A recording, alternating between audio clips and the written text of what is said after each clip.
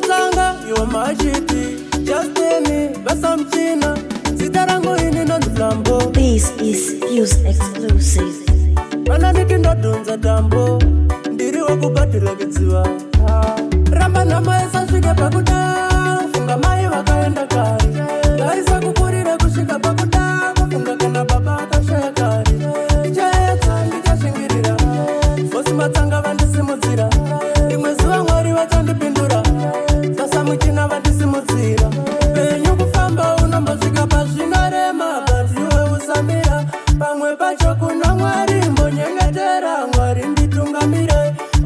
kune vanhu vasina godo vanosimudzira matarenda ndaisa zvifunga ndichava namabhosvo asi mwari vatisanganisa saka ramba ndamoesa svike pakuda funga mai vakaenda kare ndaisa kukurira kusvika pakuda kufunga kana baba vakashaya kare ndichaedza ndikashingirira vosi matsanga vandisimudzira rimwe zuva mwari vachandipindura sasa muchina vandisimudzira una mato wangu wakugumisira kabatungamira oye mama batungamira morera ivese vanochamba vakanyanya oye mama vakanyanya vanoita ndirambe namo vakanyanya oye mama ngavakanyanya morera ivandisimudzira kanga vakanyanya oye mama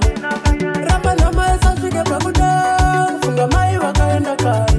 ngaisa kukurira kusvika pakuda kufunga kana baba vakashaya kare ndichaedza ndikashingirira vosi matsanga vandisimudzira rimwe zuva mwari vachandipindura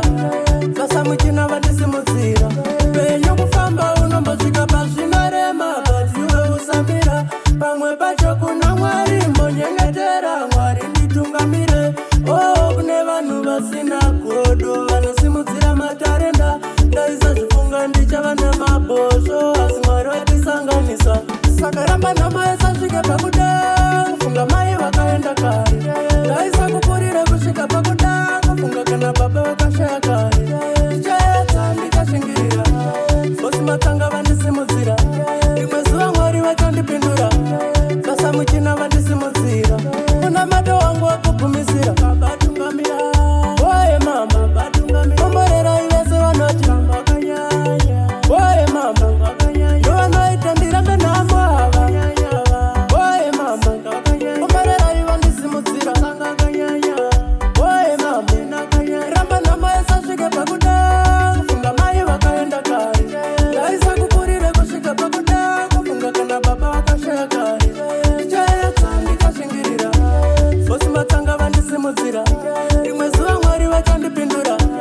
sasa muchina vandisimudzira